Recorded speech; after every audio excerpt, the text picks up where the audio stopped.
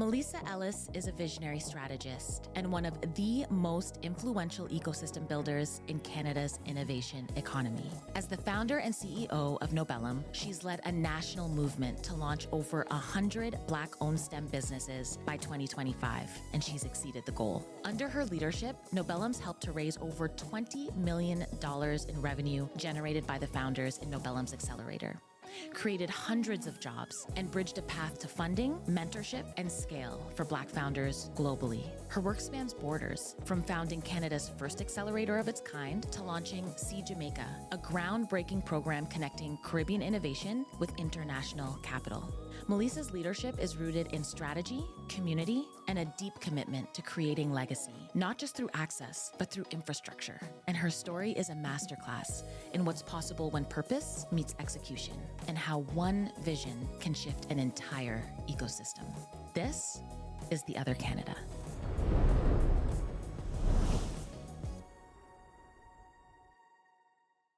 Welcome to the show, Melisa. Hi, thanks for Hi. having me. Yes, we are so excited to have you. You're a wealth of knowledge. You've achieved so much. You've built a phenomenal team. You know, you've really driven impact within just the Canadian ecosystem. What do people need to know about you, your journey, and your story in order to kind of understand your legacy and the conversation we're going to have today? Yeah, so first of all, thanks for having me, and huge shout out to Face for arranging this amazing initiative. Couple things to know about me. I was Jamaican born, very proud of my Caribbean ancestry, and I think a lot of it also comes with the earlier part of my life was very much not privileged. I had to work 10 times harder than the men around me. Yeah. Growing up in a patriarchal community. And then also when I came to Canada, I was an immigrant who I was living in Montreal for a couple of years, so I spoke French better than English. And then I went back to Jamaica for school, so I had a patois accent. So I had to really peel back a lot of layers and really hustle for what I wanted. And I think it shifted my mentality when I got into the business world. And I find when I think about what it takes to get to kind of, I think, where I am, a lot of it really comes down to three core things. I would say resiliency. If you're not resilient or a little bit stubborn, you give up too easily. But if you're not flexible, then you'll just keep making the same mistake because you're not changing. Yeah. And I find that a lot of people who become successful, it's not because they're special. Yeah. It's because they are going to do the hard work. And I think that is a huge part of my identity. And hopefully that answers your question. It does. And it shares so much about just your mind, you know, what's kind of built the structure of who you are, you know, and I love that you're kind of going into your past in order to inform that future. And it sounds like a growth mindset is really important to you. Yeah, for sure. Absolutely.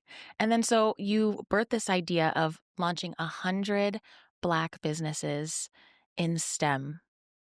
Maybe you can share a little bit about just where that vision started. You know, how did you come up with that as a concept? And then it's one thing for it to be a concept, another thing to make it happen.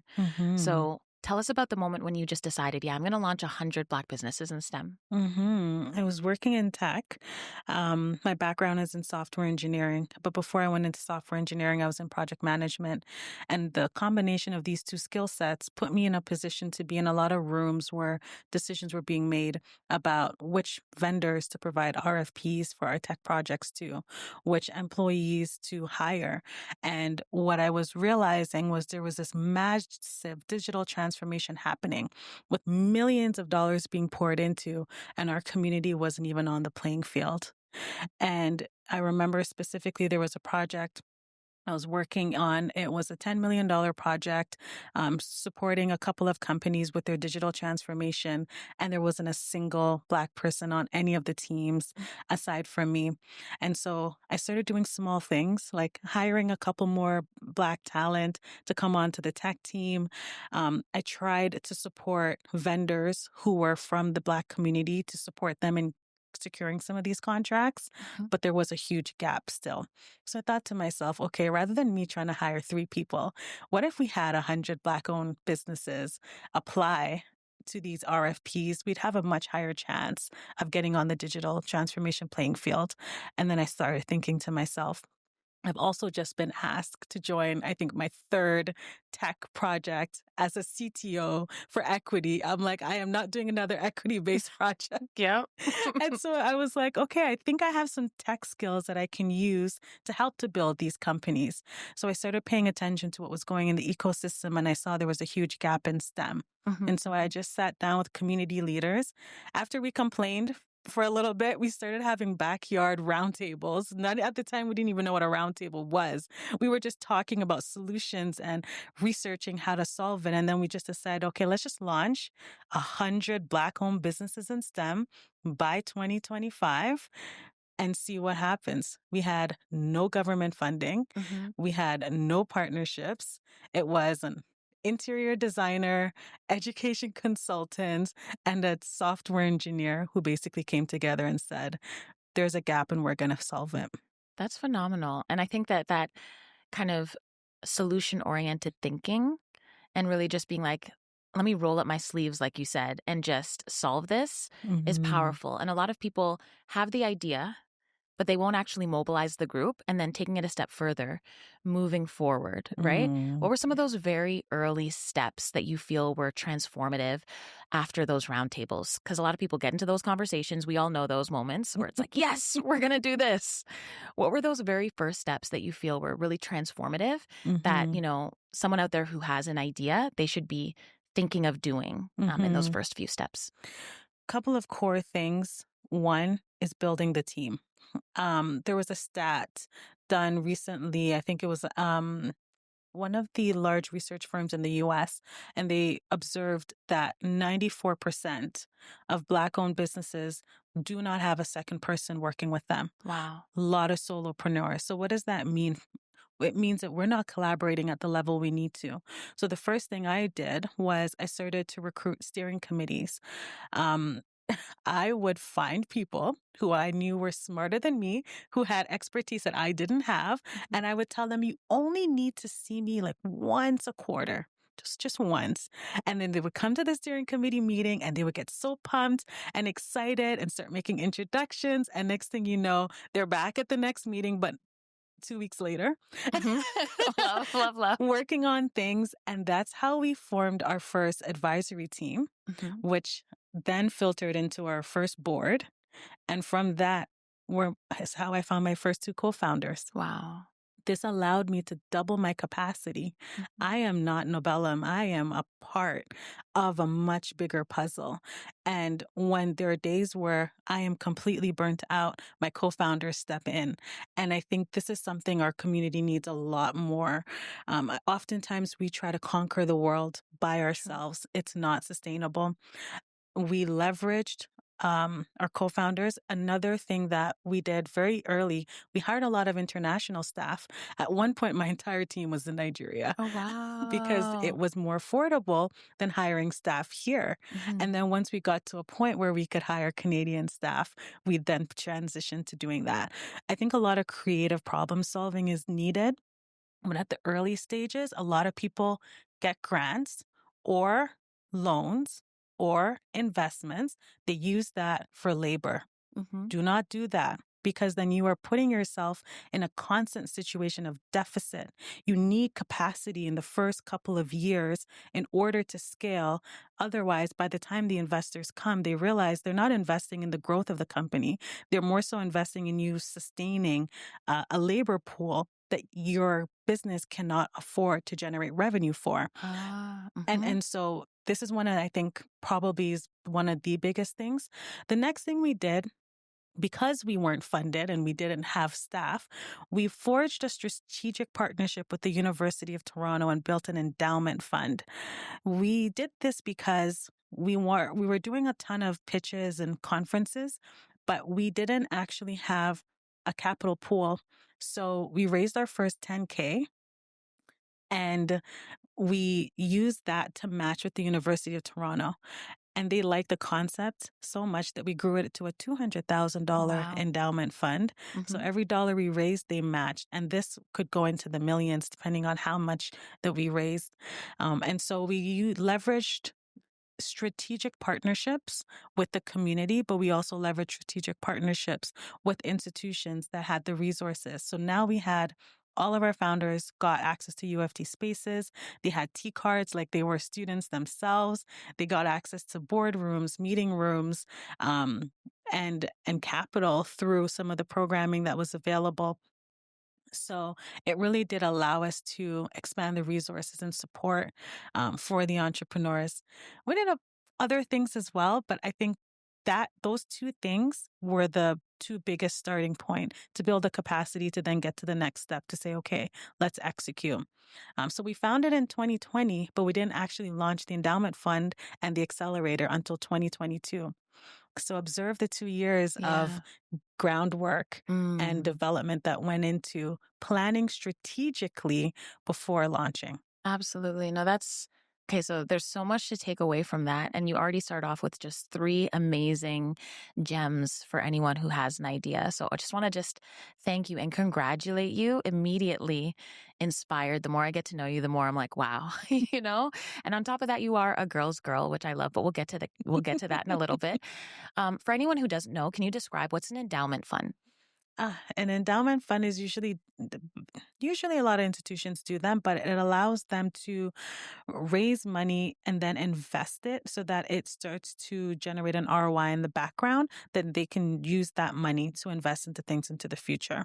So a lot of development banks and academic institutions leverage this as an alternative way to invest into the longer term, into their programming. So our endowment fund went to support 2 accelerators based in the university. So we were a donor to the university. Then from that money, we would use it to distribute award prizes. Beautiful, beautiful.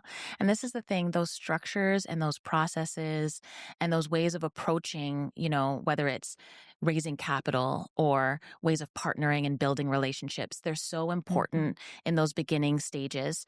How did you start to understand about these different structures? A lot of people will have ideas and then they're not sure how to actually put the right processes and structures together so that it can scale.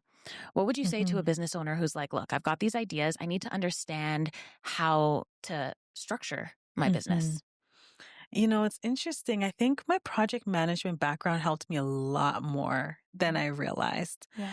I think the visioning of a business is very important. When you're starting a business, you can get overwhelmed in trying to learn everything.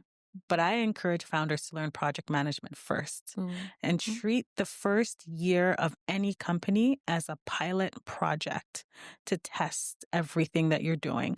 And then once you have a standard model in place, then you can talk about scaling a business. But your first year, really all you have is a project that's an idea.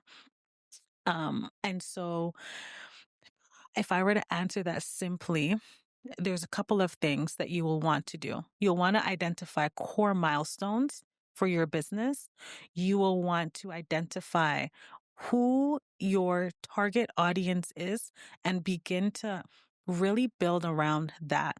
Because a lot of times what people do is they focus on, okay, they have a problem and now they have a solution, and then they become obsessed with making that solution perfect, but they forget about solving the problem.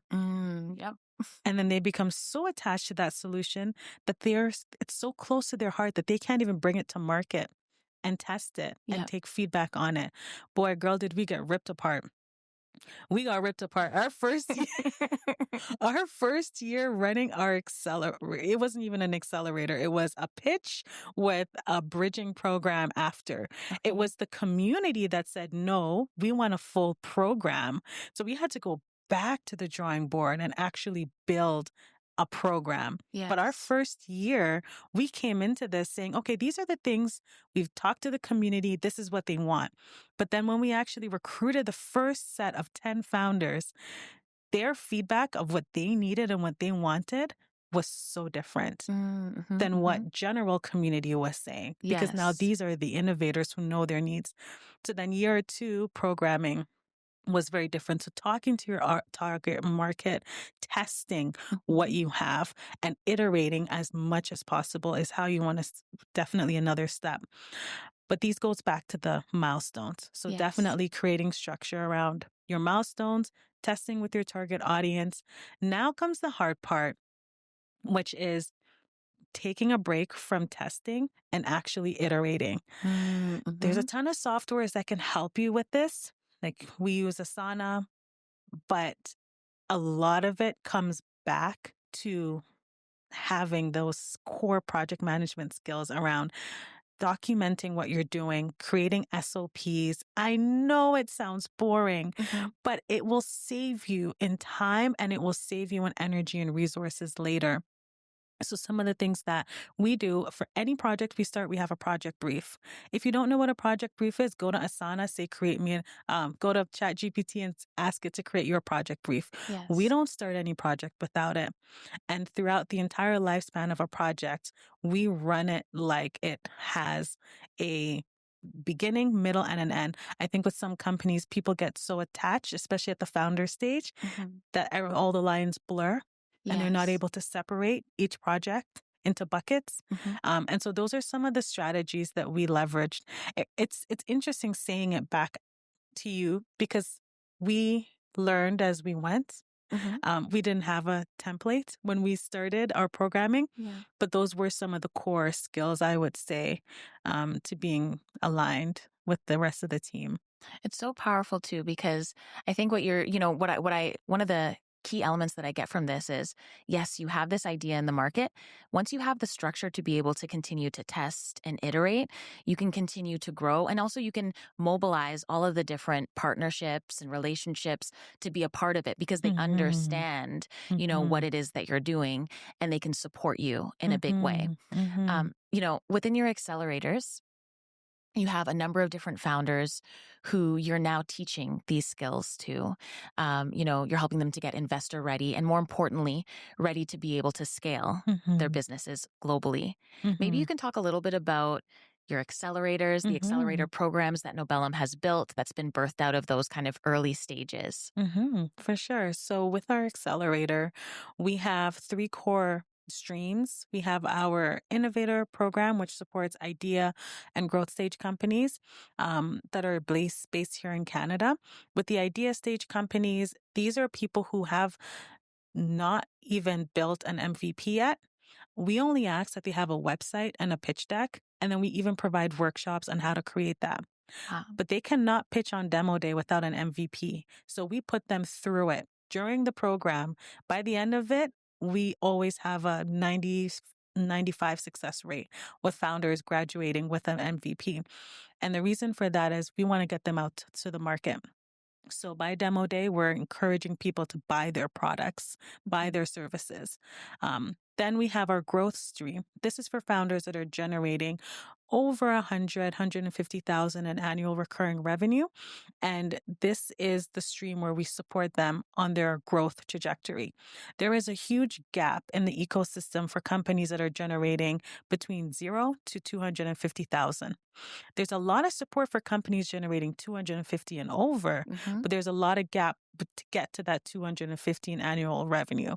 So what we do is we hone in right there. This is our area of focus. Beautiful. And our goal with the growth stream, so now that we've launched the 100 companies, our goal with the growth stream is to get between 5 to 10 companies over the next few years generating 5 million plus in annual recurring revenue. Phenomenal. So now that we've launched, we're now honing in on scaling, growing. How do we really help to grow and the next generation of successful businesses, right? Then we have our Women in STEM and Entrepreneurship, where we started out with women investing in women, and we supported with facilitating angel investments. The first check was around 25,000 from one woman to another. Then we helped to facilitate another one for 50.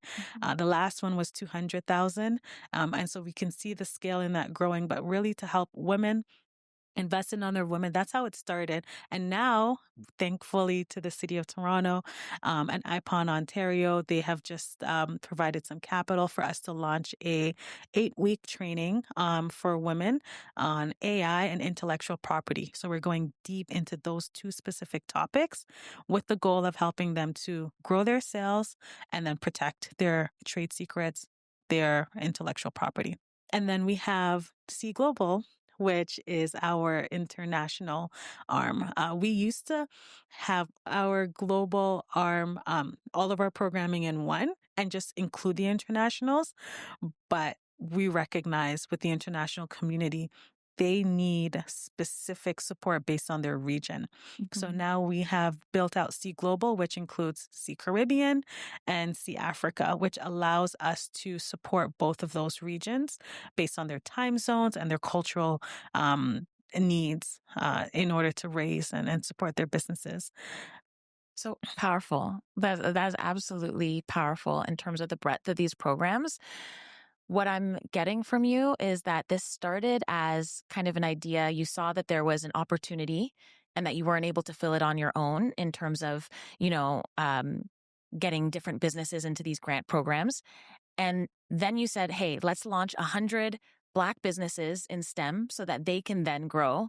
And now you're looking globally at the global economy and saying, hey, how can I make an impact on a global scale? And you've got like an entire ecosystem. There's over 5,000 innovators within this ecosystem and growing. And now you're having a global impact, which is so powerful. So just even before we get into the programs a little bit deeper, how does that feel?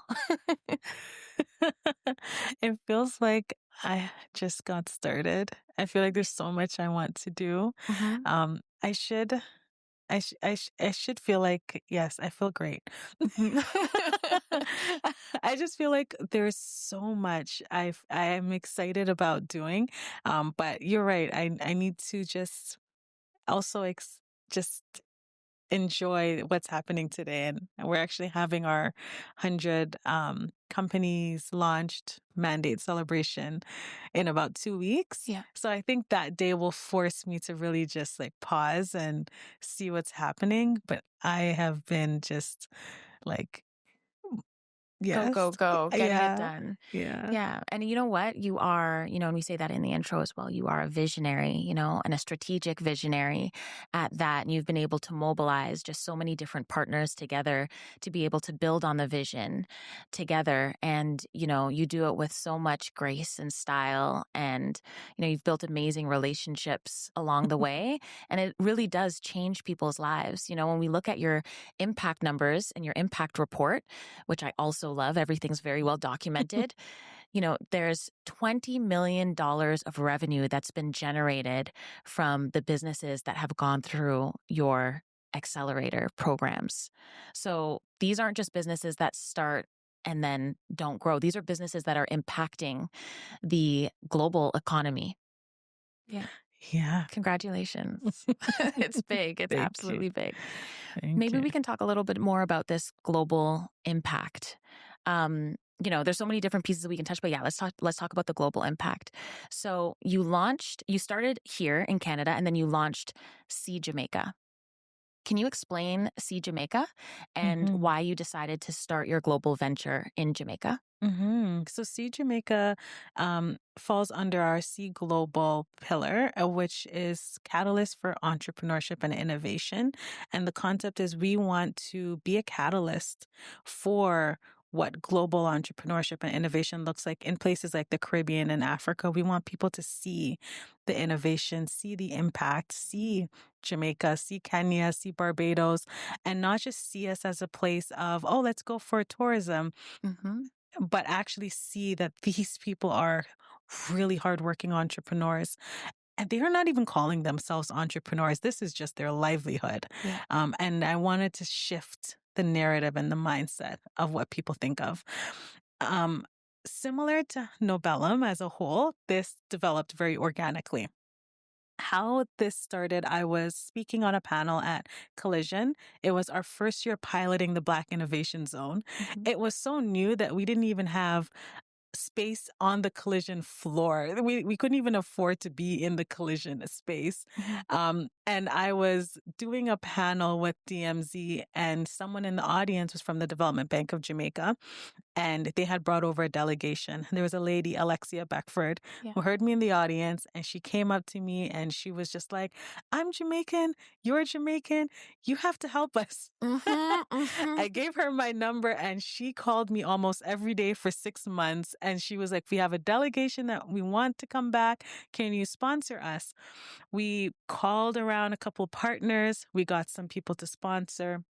And we were able to support 7 entrepreneurs to come to Canada. Wow. We thought at the time it was just Jamaican entrepreneurs, but because the trade mission in Jamaica, the High Commissioner's office, they oversee Barbados and Trinidad, we had actually supported a wider Caribbean delegation. By the end of it, 22 of them came.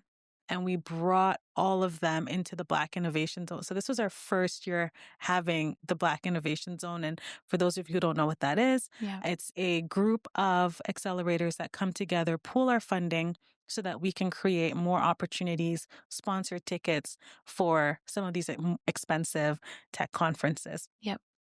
And so that was how it started. That was the seed that was planted. On this trade mission that we supported them, DBJ saw that we went and found funding. So I said to them, you need to fund the next trade mission. Love it. Because you were the Development Bank of Jamaica. And they did. They funded it. And on top of it, they provided additional capital to do a 1-month-long series of workshops for the entrepreneurs. And they provided some pitch money. So we brought them to Elevate. And then that's when we were like, okay, let's actually make this an annual initiative. They loved the project so much. 3 of their founders won pitches. So we went on to do a much larger project. This now is where CE Jamaica came into play. And this project was focused on providing the entrepreneurs with access to investment readiness training, as well as how to scale their businesses globally. So that they can be appealing to global investors. And so we set out to do that.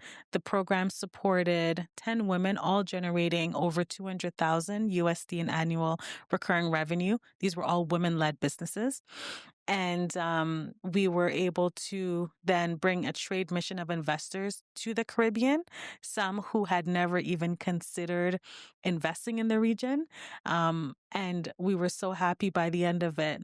Some of the investors are now, actually one of them, he's going to be spending the winter for 2 months in Jamaica. And he's looking to join us. We're doing an angel round next year. So he's pulling together about 5 angel friends to do a 100K check. Another investor, they're modifying their entire thesis to now be able to invest in the Caribbean because they couldn't invest there before. And so it really did shift their mentality on the space. And then another one is in due diligence with one of the founders that they had met on the trade mission. And so the concept is, with this innovation exchange, we want to train the founders, help them to scale globally, but then also support the investment community to see these regions differently and see them as investable regions, and shift that narrative. Absolutely. It's building a bridge. And, you know, I had the opportunity to join you on that mission and be on the ground with you in Jamaica. And for me, I can say it was transformative. It was transformative to see the way that the team was able to mobilize all of the resources to meet the different founders that were supported through the program. And what I can say is, through their own mouth, they shared just how this was transformative for them in terms of their life, them viewing, you know, the opportunity to become investment ready, how that impacted their business, their family. You can see from the Jamaican community as well. Speaking with, you know, Dr. David Lowe from the Development Bank of Jamaica, he was so excited about this opportunity because the truth is the Caribbean is so ripe for investment. It's just creating those pipelines and those bridges is all that's needed. But there's resources on both sides where there's, you know, a bilateral benefit on both sides.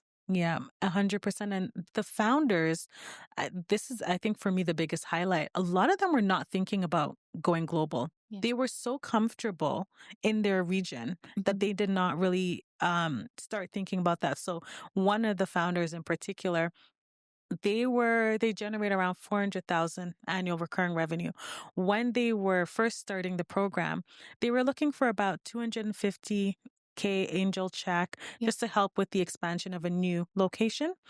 And at the time, they were not using any apps. So throughout the program, we helped them to start building out a roadmap towards going fully cashless. Wow. And we helped them to incorporate that into their pitch. We helped them to navigate their revenue model so that the cashless allows them to also scale an international franchise, because they were already doing Stush in the Bush in Rome already. Now they just get to do it in other places.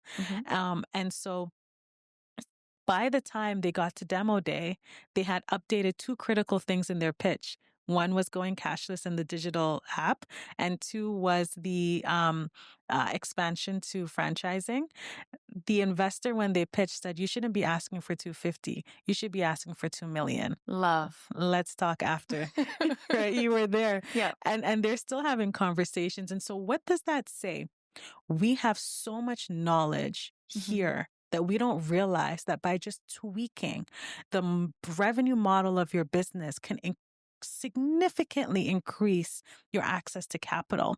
Absolutely. And so there's so many things that we take for granted here that if we were to just bring that knowledge back home, it would completely shift the entire nation. Because if you train 10,000 people in a population of 300,000 like Barbados, you can shift the entire mentality of the next generation. And so this is kind of what we're hoping to do with these initiatives. And not even hoping, you are doing it. You are getting it done. You are getting it done. And this also becomes a blueprint that can then be used not just in Jamaica, but, around the Caribbean and around Africa at large, in a variety of different countries. So maybe you can share a little bit about that larger vision. In some of our previous conversations, you've shared just the larger global vision. Can we get a little peek into what you're thinking globally? Yeah. So we are going to be doing a series of trade missions. So we are doing a bunch of the Caribbean, but we've also started having some really core conversations with funders in Africa who want us to bring, we were actually looking for them to fund our Jamaica initiative. And they were like, actually, we'll fund you and match your funding from the DBJ to bring this project to Africa. So we're now going through those conversations of figuring out which country to start with. At the top of the list, we're looking at Kenya, Nigeria, Ghana, and South Africa. Rwanda's sneaking up in there too, because everyone's like, you can't go to Africa, not go to Rwanda. Yeah. And so we are really looking at not coming into the spaces and doing what we do here usually. We want to go into those spaces and strengthen existing incubators and accelerator through knowledge transfer. I'm just give you a high five. Yeah. Right? Because the goal is they are already there if they're rooted in the community. Yeah. But do they have the knowledge that we just talked about? Yeah. Right? And so that's really the goal with the initiative. It's to work with the local partners, and we actually just started hiring some staff in Africa. They move quickly. Oh, dear Lord, they move quickly. Yeah, I have like 6 proposals from them on different community leaders to partner with and different regions that are already doing that work. And so, it's starting to take form in the background. That's phenomenal. And what this makes me think of is, what you started the conversation with, that concept of flexibility and being able to move and shift as things grow and not being so rigid, because that flexibility is what's allowing you to see different opportunities. It's allowing you to flow and also learn the reality of these regions outside of what we're told. Just want to catch, you said, you just want to strengthen what's already happening there. I think there's a lot of misperceptions. Not even I think, we all know there are a lot of misperceptions about the Black community at large in business, as well as, in the Caribbean, in Africa, and there's a misunderstanding, but you being on the ground and actually experiencing it for yourself. What are some of the things that you're learning, and what would you say to anyone who has some of those misconceptions? Things are changing. I think the people at the bottom are definitely still competing, but the people at the top are collaborating. Mm-hmm. And I'm seeing across the ecosystem more collaboration than ever before. And so I definitely think that we are moving towards a path of, rather than trying to go fast alone, I see the community going fast, going farther together. And I think that moving forward into this new era, I would like to see Africa and the Caribbean working closer together. Because right now, to take a flight from Barbados to Senegal, there's a direct flight. It's faster to go to Senegal from Barbados than it is to get to Canada. Under 3-hour flight. Wow. And to get here, it's about 4 to 4.5 hours. And so what we're going to see is an opening of trade routes across the Caribbean and Africa. And rather than us going through Europe, which is actually the longer way, being poked and prodded and visa this and visa that, we can actually increase trade through the corridor of the Caribbean and Africa. And this is what I see for the future of us. And I know it's taken a while for our ecosystem to get to this point. But if you ask someone 5 years ago, what is the Black business ecosystem? That wasn't even a term. Yeah. And to see what we've done in 5 years, the collaboration across the business ecosystem, I think we just needed the opportunity. And I think we also needed that digital connection. Yeah. A lot of the barriers have come down. Mm-hmm. And so I'm really looking forward to that. You're right. It is a very special time, in terms of the way that technology is right now. First of all, it's moving so fast. Loving that you're training on AI. We'll touch on that in a little bit.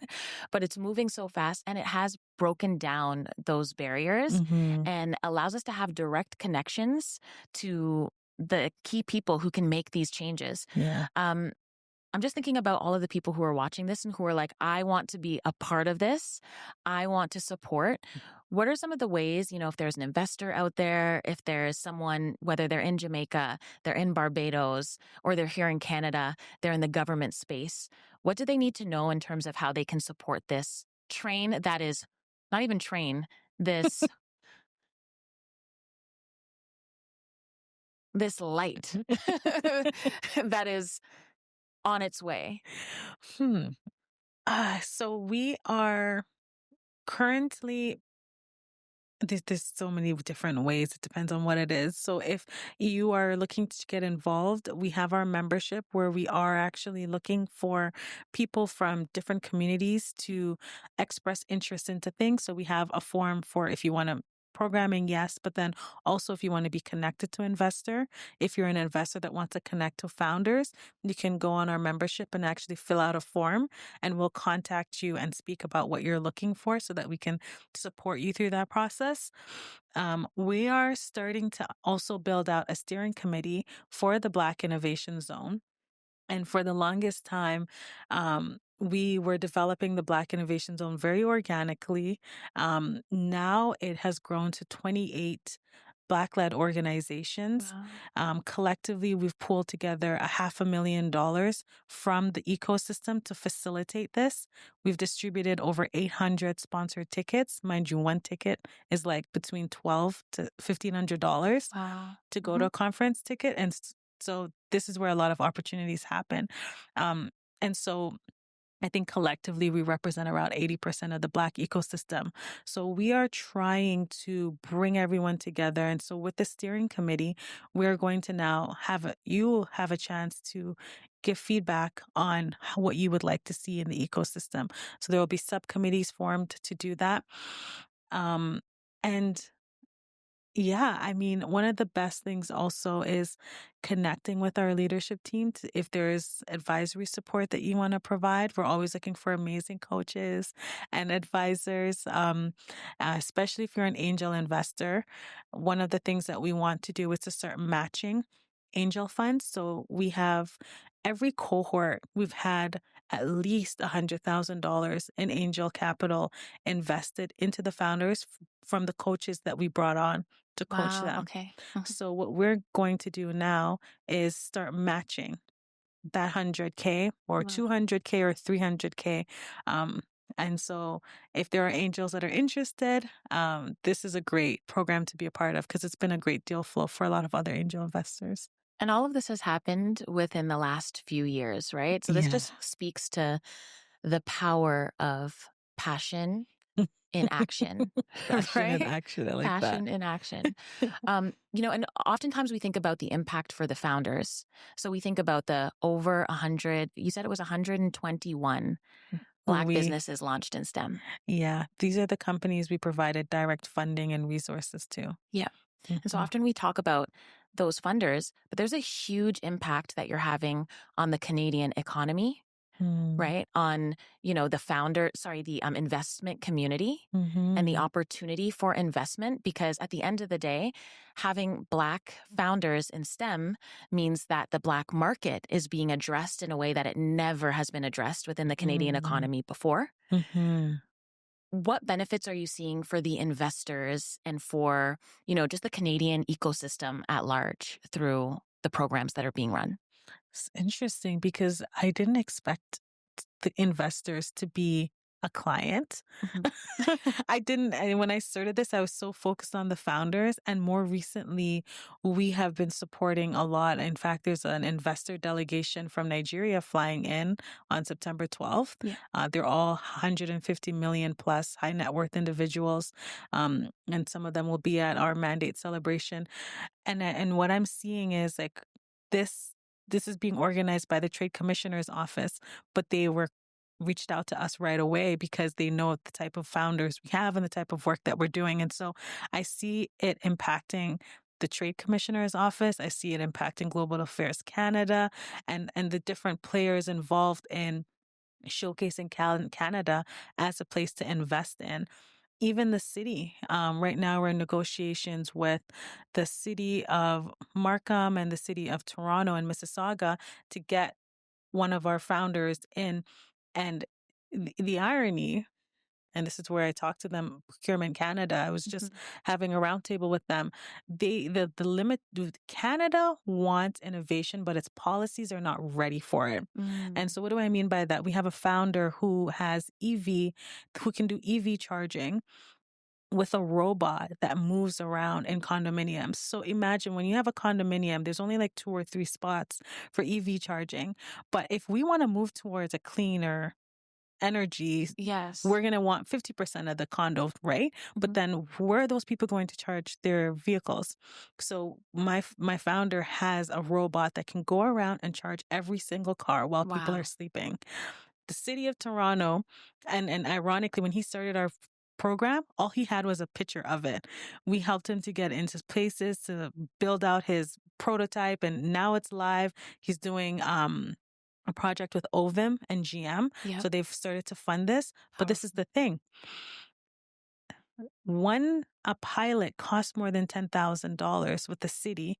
It has to go through a 280-page book of approvals, insurance this, insurance that. Now that $10K was probably created 30 years ago. The threshold hasn't been increased to reflect inflation and the new cost of emerging technologies.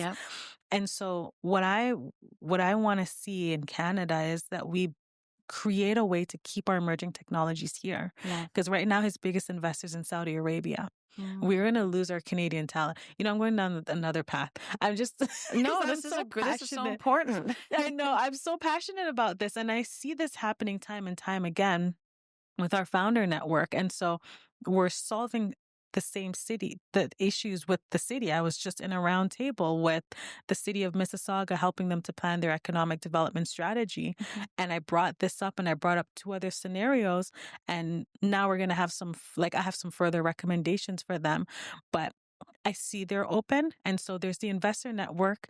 There's the loan debt financiers that we support. But then there's also real RFPs, real clients, real procurement that needs to be done, because you cannot get a loan if you don't have traction, if you don't have clients. So do you know what I mean? The founders are now trying to build emerging technologies that are going to make real changes, but we also need Canada to be ready for that. Yeah, ready for that transformation. And you're right at the forefront of that transformation in such a real way, because what I've seen from your leadership is you're both able to be above and very strategic and have that vision, but you're very much in the trenches with the founders. So, you're in this beautiful intersection between the two to be able to identify, what's needed.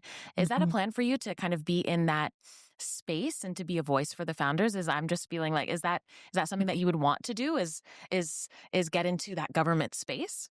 None of this as was a plan. So I don't know what's going to happen next. I think where I'm going is the direction of the demand and where I see the impact. Yes.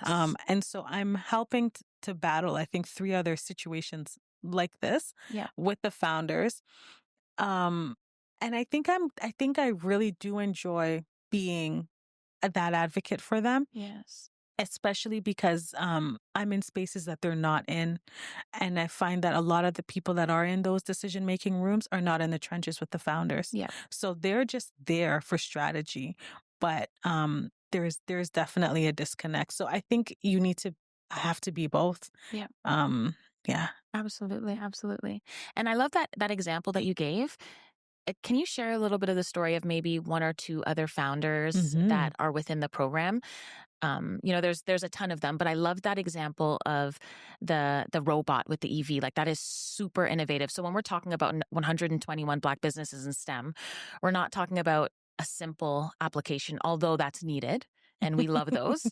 But maybe you can share just some of the other types of businesses that are within your accelerator programs. Yeah. Actually, on Tuesday, we're bringing City TV News to one of our next founders' facility in Mississauga. Yeah. His company's Care Chemicals, and they provide a solution for people who are suffering from epilepsy. It can actually be used for a lot of things. And they're basically using orange peels, the CBD from it, to cure epilepsy. Wow. And it's interesting. The product has already, the licensing of it has already generated $4 million in revenue. However, and I don't want to call out this bank. I'm not going to say the name because they're my friends, but they can't approve funding for him because they have some antiquated policy from years ago that says because this has CBD, even though it's from an orange peel, it's considered as a contraband. And so now we're trying to set a precedent at this very giant institution to go back into their policies and remove that. And so that's something that I'm supporting them in conversations with now. And it just really goes to show that this is a licensed product. It's patent and it's doing great. He actually cured his cousin from epilepsy. Wow. This is how this passion started for him. And I am very much simplifying the complexity of what this product does because it can do a lot more than that. It actually helps women to also heal from endometriosis. Oh, wow. It has a lot of great factors in it. But once again, antiquated policies, right? Not ready to keep up with the pace of change, exactly. the pace of technology and innovation that's happening. Yeah. Is there one other story of maybe even just a founder, just an example of a founder that's got something super innovative that you'd want to share? Yeah. So we have a lady in our program. Her name is Cynthia, and she is building out so I'm simplifying, a bio-friendly replacement to petroleum. Her organization recently just secured a $2.4 million federal procurement contract to provide the biopolyol that is going to now be used in construction across Nunavut because that same product, it can build houses, it can build industrial products, it can build almost anything. And it's made from canola oil, which is one of Canada's top products that we export. And I'm so happy that we were actually able to get her over a couple of hurdles. Mhm. And so she's now actively raising capital. Some of the things I would complain about this year, last year, I don't have to complain about this year because we were able to get her through that fundraising gap. But Congratulations. yeah, well, one thing that we're working on right now is the Ministry of Agriculture. They're going to match the first $1 million that she raised. And so we are looking for investors to help close that $1 million raise. She secured 200,000 and then another 500. So we're just at that last couple $100,000 gap. But a lot of people aren't aware of the need for canola oil. And how do you get an industry that has been building houses with petroleum for years to now shift to using biopolyol? And so there's a lot of talent, but it's interesting. These STEM companies are solving the most unique problems I didn't even know were problems. Mhm. And now the rest of the world has to catch up to them. Yes, yes, yes. They're light years ahead. Mhm. But this is what we need. These are the solutions I see coming up in China. And look Yes. at them. Look at how far ahead they are. So yeah, I could probably talk about this for years. It's a knee replacement one. And I had the opportunity to be at one of your demo days. It's kind of giving, a lot of people say it reminds them of Dragon's Den. So you have a number of judges and all of the businesses that have gone through your accelerator, they're able to pitch their businesses to these judges, get live feedback about, what they can do to continue to tweak, but also the opportunity for them to get investment in that exact moment. It's such a powerful moment. And the demo day that I was at the one in Jamaica and then the one at U of T. Maybe you can talk a little bit about this concept of demo day and what the experience is like for the Nobellum team and for the founders that are there, and also the partnering organizations that are a part of it. Yeah, the demo days have been a really good way of culminating the program because it allows us to challenge them to work towards a very specific goal and deadline. So, as I had mentioned with the Innovator program, the idea stage companies, they have to get to their MVP. But for the growth stage companies, at C Global and in the Innovator program, we set very specific milestones for them. If they don't achieve these milestones, they actually can't pitch. So there are times where we actually have to say no to the founders, but this is a very real part of business. If you're not ready for a client presentation, you're not going to do well on it, right? And so we try to set this project, this experience up for them very much to what they will experience outside of the accelerator. I mean, we can hold their hand, but only up to a certain point. At the demo day, we also provide boothing opportunities for them to showcase their products and services. We strategically pull specific people for their pitches depending on what the companies are working on. So with Jamaica, these were companies who were looking for global investors. So we were able to bring in leaders like Leesbury Kandavi from BKR Capital, Craig Wellington from Black Opportunity Fund, Katie Yam from Real Ventures, and Katchi Nwafor from Export Development Canada. And so we flew them in for that because of their specific areas of focus.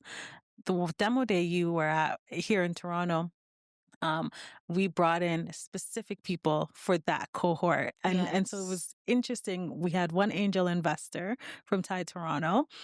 We had the vice president of technology at CIBC, which is Douglas Carter. And then we had Dua Mohammed she's the head of strategic partnerships at MasterCard Foundation because of her work internationally. And we had some founders. So really knowing what the founders are working on and connecting them with the right types of leaders in the room is really great. But then it also gives this community a lot of hope. We were recently looking at who attends our demo days. It's like teachers, media personalities. Like we get a lot of investors, but the other group of people that come, it's just regular everyday people who just want to be inspired. They stay till the end and they just want to see what's happening in our community. And it's so interesting. They're so invested. But I think that's one of the coolest things I've observed about that. And it also gives the founders an opportunity to have that last hurrah before they go out to market, leaving the program. It is. It's absolutely powerful. And when we talk about the other Canada, it's the part that we don't see. When you share all these different businesses, it makes me think, you know, it's the parts of society and some of the problems, like you said, that often aren't seen, but it's also combats the narrative that's out there about the Black identity within the Canadian ecosystem. Can Yeah. you, or sorry, within the Canadian, media space? Can you share a little bit about that? Is that a part of your purpose? And if you were to say what the purpose is outside of all of the investments, outside of launching all Mm. of the businesses, what's the deeper purpose that you have for Nobellum? And, at the end of the day, what would you want your legacy to be? What would you want people to remember about Melisa and the founders of Nobellum and the Nobellum program? I want to shift the narrative on who we are. Um, it's interesting. Whenever I log into Instagram, I'll see videos showing this genius from Nigeria who went to school at like MIT at age 7. And then you look over there and there's a whole other image that is dominating Yeah. that does not reflect the wins. I think we spend a lot of time looking at all the negative things in the media, or the media spends a lot of time focusing on the negative. Mm-hmm. But I think this is where I want to shift the narrative. When we started Nobellum, we actually had all of our meetings with the photographers there because we didn't have stock photos of Yeah. Black professionals working. And so that's actually our first 3 Wow. meetings. So like you couldn't even source the We could- right types of photography to reflect what was, wow. Yeah. And this was in 2019 when we started coming up with the idea. By 2020, we had 3 photo shoots. We have so many photo shoots from back in the day but that's what we use on our pitch decks, on our websites. And it kind of ended up getting baked into the culture because now when you go on our website and you go onto our decks, every photo is a Nobellum photo from a Nobellum event. And the Love. community sees themselves on our website. They see themselves in our decks. And it's so funny. There's always that person that's like, hey, that's me Mhm, at an mhm. event.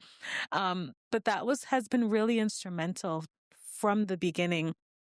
And I don't think we realized how powerful that was at the time. I think we were just trying to solve a problem. Like, we Yes. want this website to look like us. But now coming full circle, I'm realizing now that in order to solve the economic development issue in our community, 1, it's going to take a very collective approach, but 2, it's going to take a huge shift in mindset. Mhm. There are a lot of things that we have just accepted. Like when you go to certain events, you want to walk into a Black-led event and know that it's top tier. Mhm. And these are the cultural shifts that we're trying to make.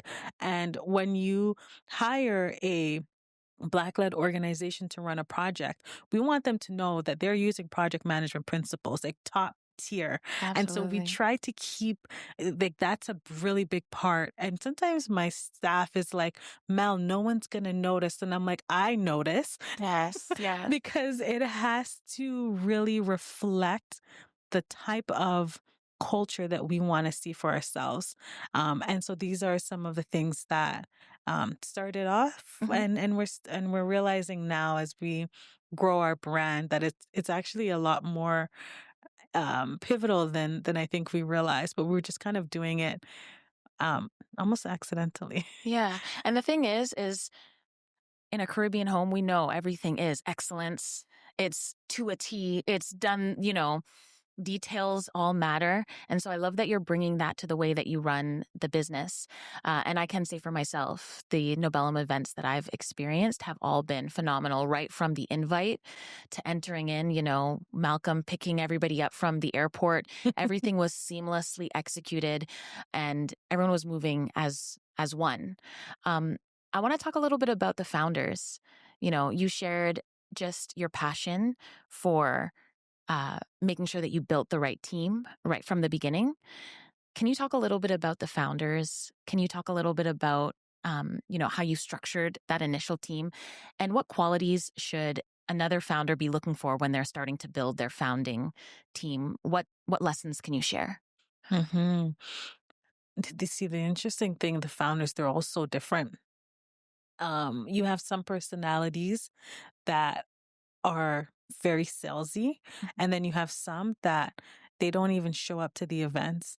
So both are fine, ironically. Yeah. What the type of qualities that we're looking for when we look at founders, it kind of goes back to the ones I was talking about at the beginning. Are they resilient? Are they adaptable? And they have to be a little stubborn, because should I say stubborn or crazy? They have to be a little crazy, because a little bit of both. They do, because if you think about it, what it takes to become really successful is to really go against what is currently happening, right? Like you can't do what everyone else is doing. You can't be like everyone else and be insanely successful. Yeah. It requires its own unique formula. And so it goes back to having founders that are stubborn enough to push, but then flexible enough to adapt. Yes. And then other qualities that a lot of founders don't realize is them being able to build a team is very critical to their ability to attract any partners or investors. When a venture capitalist is investing into your business, most of the times they're looking to see, do I need to keep this person or do I need to get rid of this person? Yeah. And a couple of things that they're looking for is your ability to grow and scale a team, but your ability to also raise revenue, generate revenue for the company. A lot of the time, founders start and they think bringing on an investor is their solution, but bringing on an investor could actually get you kicked out of your own company. Yes. What you need is a solid framework for your team and an ability to generate sales. That's the first thing that you should be looking for. If you can't sell your product, find someone who can. I've never really seen myself as a great salesperson, so I've always surrounded myself with people who are great salespeople. Now I think I'm becoming better at sales, but recognizing where you're not strong at. And so going over the qualities, adaptable, resilient, being able to sell. Those are some of the core things. And it comes back down to work ethic. Yeah. You can have all those qualities, but if you're doing them at 25%, it's not going to work. What do I mean when I say work ethic? I'll give you an example. When I started Nobellum, it was in the middle of COVID. I built the entire company for 2 years without seeing anyone. So all the partners, founders. Wow. Wait, I'm just taking that in. So everything, like you shared at the beginning, going all the way to U of T, all of that, the endowment fund, you hadn't seen anyone. Oh, no, we hadn't seen anyone. Actually, when we went to take the photo for the endowment fund, we couldn't even stand near one another. We had to stand all spaced out. Till this day, that photo still looks awkward. But it's a true reflection of the time. And what I did, because I worked a full-time job, for the first 2.5, 3 years of Nobellum, I worked full-time. And in the mornings, I would wake up at 6 a.m., have my meetings from 6 to 8. Every lunch, for 3 years, I did not have a lunch. From 12 to 1, I was in a meeting. And then 4 to 5, I was in another meeting. And then I'd have to go pick up my son from school. That was my life for 3 years.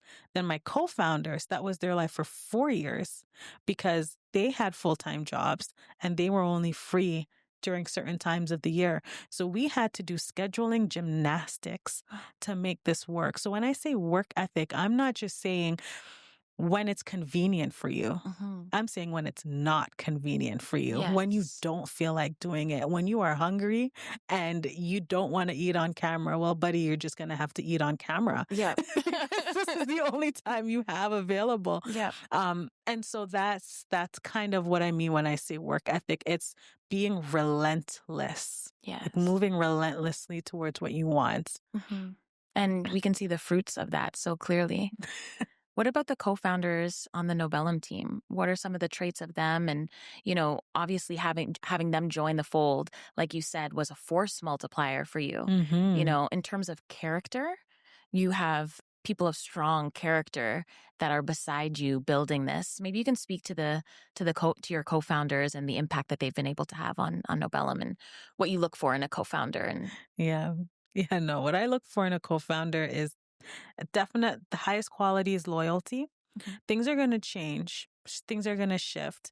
Their subject matter expertise doesn't matter to me as much. Okay. It's more the loyalty than anything else, because I didn't know how to do what I'm doing today, but I learned it. So we were all very willing to learn. We were all very willing to take the extra time to stay up late and understand what is an LP, what is a data room. We spent time together researching and learning as we were building this. And so we always kind of describe the three of us like Catherine's the brain, Malcolm's the heart, and I'm the soul. Love. And Malcolm, he's very much like a community guy, loves everyone, huge heart. Yeah. He's that personality. And then Catherine is like very strategic. She's like militant, audits, bookkeeping, like legal. She makes sure compliance governance is airtight. And I think that's a really great balance of the community and then the structure.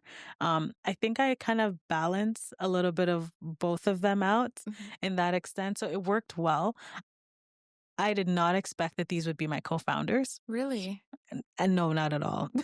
Of the 10 people I recruited, yeah, I didn't expect that they would be my co-founders for a couple of reasons. One, they were both younger than me, and I didn't know if they would have the maturity.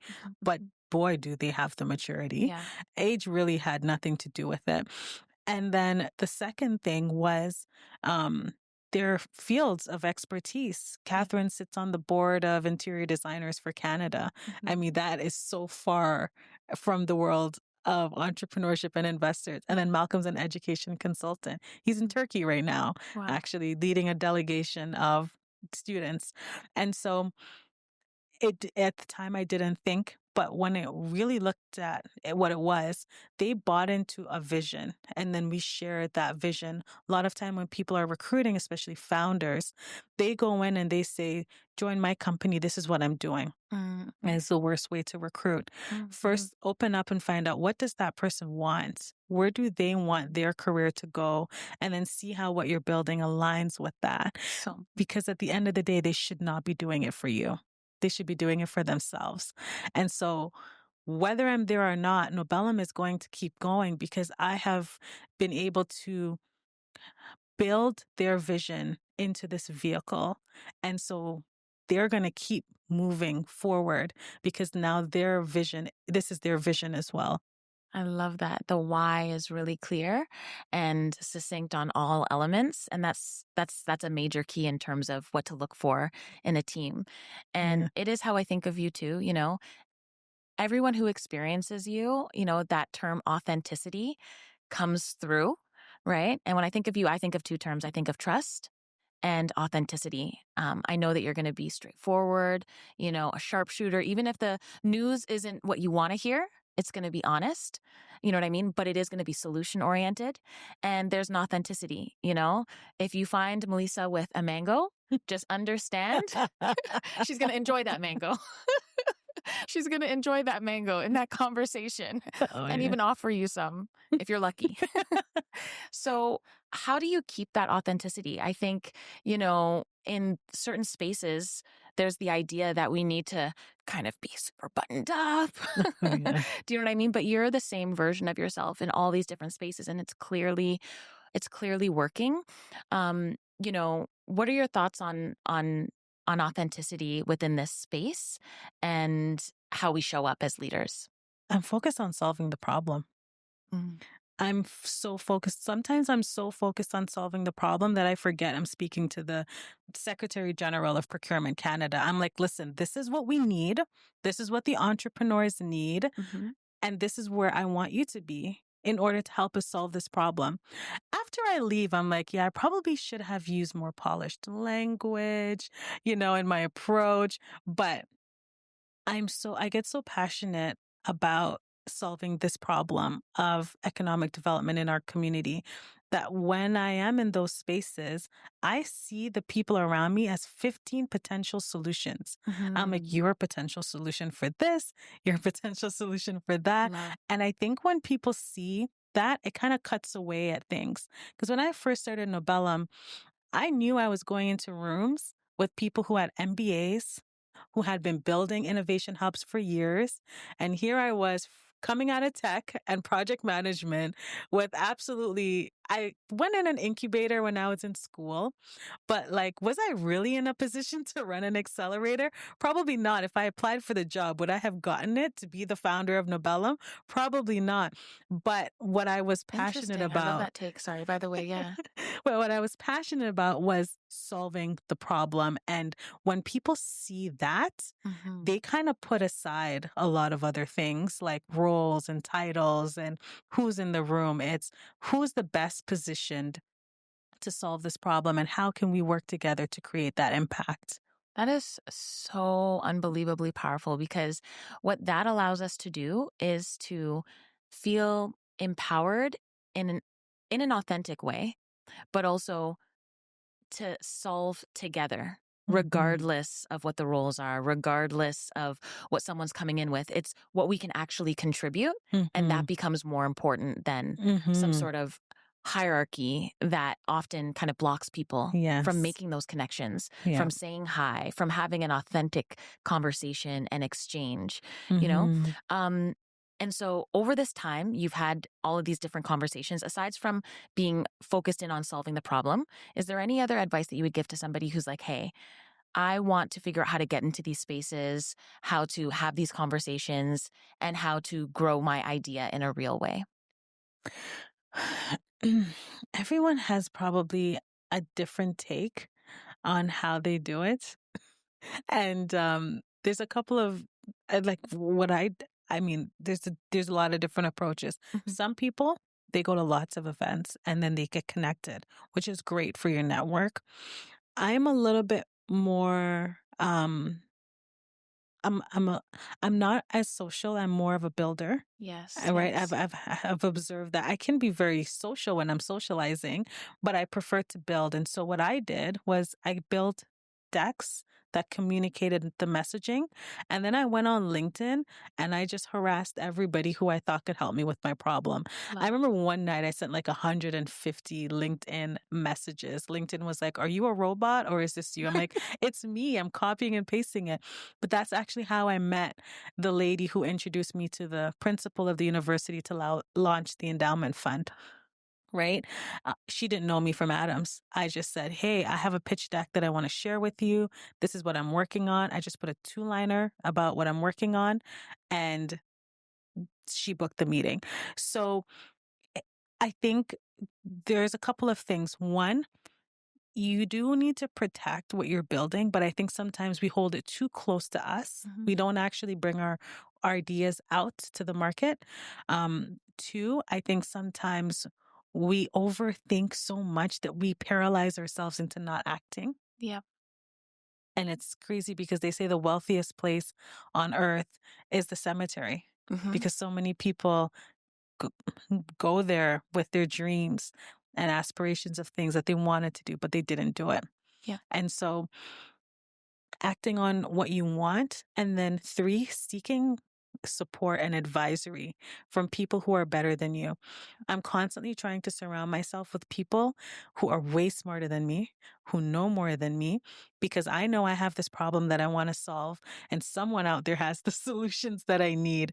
And so putting yourself into spaces that are intimidating, where you're not the smartest person in the room, and then you're open for feedback is really good. And so I've learned that if you want money, ask for advice. If you want advice, ask for money.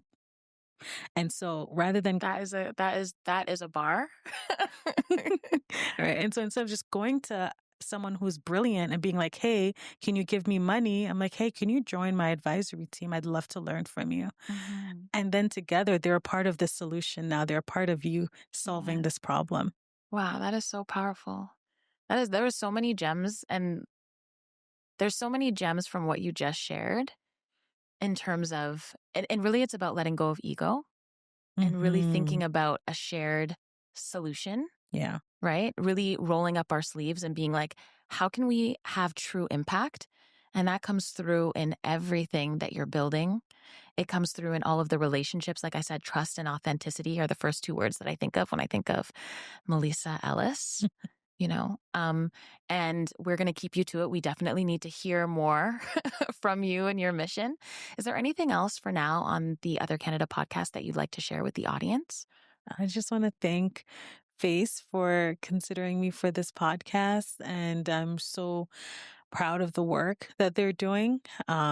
So yeah, no, thank you. And you were a phenomenal host. So thanks for having me. Thank you. Thank you. And we're so happy to have you. We're looking forward to hearing more and being a part of your mission. Where can people find Nobellum? Where can people find you and get connected with you? Yeah, so I'm on LinkedIn. You can find me at Melisa Ellis. That's 1L, 1S. And then I am also Nobellum is on Instagram. Nobellum is also on LinkedIn.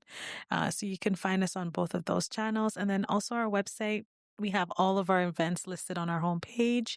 So if you want to pop into our events, you can, or you can register to be a member to stay more closely involved in our activities. Beautiful, beautiful. Yes, you definitely want to be involved in the Nobellum community. There's so much to offer. Thank you again for being here on the Other Canada podcast. I'm leaving this conversation so inspired, and not just inspired, really grounded in the reality that when we have an idea, if we put the right structures in place, if we get the right relationships, and if we let our ego down and we're solution oriented, we can really make it happen. So thank you so much. More to come from Face Coalition and the Other Canada podcast. See you soon.